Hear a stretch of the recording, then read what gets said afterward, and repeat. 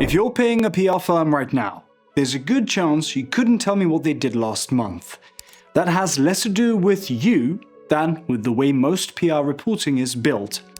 Most people in your position are trying to work out whether PR works. The more useful question is whether you can see what you're paying for, and that one you can answer this week.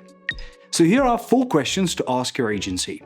The first is who's working on your account, then what they sent and where it went, then what you're being shown besides impressions, and last, whether you're locked in. For each one, I'll tell you what the real answer sounds like and what a deflection sounds like. And at the end, I'll get into the cases where a campaign is stalling and the agency isn't the problem because I run one, and that comes up more than my industry likes to admit.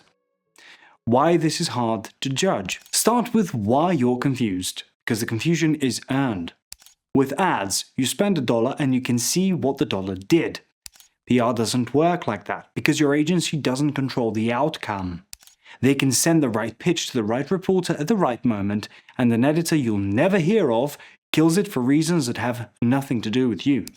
Timing makes it worse. An article gets written and it might run the next day or 3 weeks later, and editorial calendars at the bigger outlets are set 3 to 6 months ahead. So the work happening this week shows up on a scoreboard you won't see for a while. All of that is true, and all of it is what a firm doing nothing says when you ask what happened last month, which means you can't judge a PR agency on outcomes alone. What you can judge is whether the machine is running. And that's what these 4 questions get at. Question 1. Who is working on my account? Ask who is working on our account and what each of them does. When founders come to us after leaving another firm, the first thing they bring up usually isn't the coverage. They paid for 3 months, got a few inconsistent placements, and spent most of that time wondering what was happening. The work may have been fine, they just couldn't see it, and nobody was telling them. A real answer names roles. An account strategist owns the strategy and decides what angles you are being pitched on. A publicist runs the day-to-day outreach, and a writer assigned to your account learns your voice and drafts the releases and commentary. You should also have a standing weekly call with that team, not a call that happens when someone remembers. And you should have signed off on a strategy plan before anyone contacted a single journalist. That plan is where the key messages, the story angles, and the target outlets get agreed. If you never saw one, you don't know what's being said about you out there. A deflection is one point of contact who forwards you things. Nobody clearly owns strategy, and calls happen when there's news rather than on a schedule, which means weeks pass where you hear nothing and nothing is technically wrong. If nobody can tell you who does what, your account is being run in the gaps between other accounts. Question 2. What did you send and where did it go? Ask for the list of what went out. You want the outlet, the reporter's name, the angle, and the date it was sent. This sounds like a bigger ask than it is. A firm doing the work already keeps that list because they need it themselves. If 3 people are touching your account, they have to know who's been contacted so 2 of them don't hit the same reporter in the same week with 2 different angles. A real answer comes back specific and varied. 12 outlets, named reporters, and the angles differ from each other because a trade publication and a national business outlet don't want the same story from you. That tailoring is most of the job. A single campaign can mean reshaping the same underlying story across 50 different outlets depending on who's receiving it. A deflection sounds like this. We've been doing consistent outreach to a range of relevant contacts in your space. Read that sentence back and count the nouns in it. Ask again, plainly, and if the second answer is just as shapeless, you've learned something. One thing to watch, because this cuts both ways. A long list is not automatically a good list. 200 identical pitches fired at a bought media list is worse than 12 real ones, and that kind of cold outreach gets under a 2% response rate before it starts quietly costing you reporters you'll want next year. Read the list for variety, not length. Question 3. What am I being shown besides impressions? Ask what you're being shown besides impressions. Impressions are the number most PR reporting leads with, and they're the easiest number in this business to make large. The figure estimates how many people could theoretically have seen the publication your article appeared in, which is a very different thing from how many people read it. One placement in a large outlet can produce a number in the millions, whether or not a single person clicked. The other one to watch for is ad value equivalency. which takes your coverage and tells you what it could have cost to buy that much advertising space. That number is invented to make a report feel heavier than it is. A real answer starts with the coverage book. That's the articles themselves, with genuine readership figures for each outlet, plus ratings if you had a podcast or a broadcast hit. You should be able to look at a month and see what ran, where it ran, and how large that outlet honestly is. A firm doing this properly is pulling whatever analytics exist on those articles and putting them in front of you every week, not once a quarter when you ask. Then there's the part almost nobody asks for, which is what happened afterward.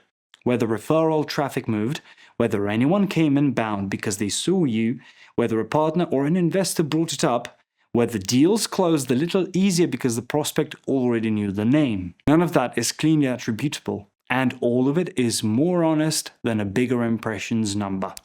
A deflection is an impression figure that climbs every month with nothing underneath it. If the report is one chart and the chart only goes up, ask what's beneath it. Impressions are the easiest number to grow and the least connected to whether any of this worked. Question 4. Am I locked in? Ask what the term is and what it takes to get out. Nobody asks this until they want to leave, which is the worst possible moment to find out the answer. It matters more in PR than in most things you buy, and here's why. PR does take time. Ramp up is real, the first few weeks are largely set up, and the compounding everyone talks about is real too. That makes the phrase, PR takes time, the most reasonable sounding justification for a long contract in any service business. It also happens to be the easiest thing to say if you have no intention of earning month 4. A real answer is short and unbothered. Month to month, here's the notice period, and here's what happens to work in progress if you go. Your billing should start when the onboarding call actually happens rather than the day your payment clears, so you aren't paying for 2 weeks of scheduling. A deflection is a 12-month term presented as a requirement of the work itself. Ask what specifically changes at month 12 that couldn't be looked at again at month 6. If the answer comes back to how PR compounds, that's a reason for you to choose to stay. It isn't a reason for you to be unable to leave. Be fair about the other side of this too. A firm that lets you walk at any time is carrying real risk, and some of them price for it too. A slightly higher monthly rate with no lock-in is often the better deal because it's pricing honestly for the thing you want, which is the option to stop. A firm that's confident about month 3 doesn't need month 12 in writing, when it isn't the agency. Now the part that cuts the other way, because handing you nothing but ammunition would be a disservice. Plenty of campaigns stall, and the firm isn't the reason. Ramp-ups run 2 to 3 weeks, so if you're forming a verdict at day 20, you're judging setup rather than results. After that, the fastest way to kill your own campaign is to be slow. A reporter working on deadline needs a comment today, and if you come back in 3 days, that opportunity is gone, and it does not come back around. The same goes for approvals sitting in your inbox for a week, and for turning down a smaller outlet because you were holding out for the big one when the smaller one is usually what makes the big one possible. Your firm can build the opportunity. It can't make you show up for it.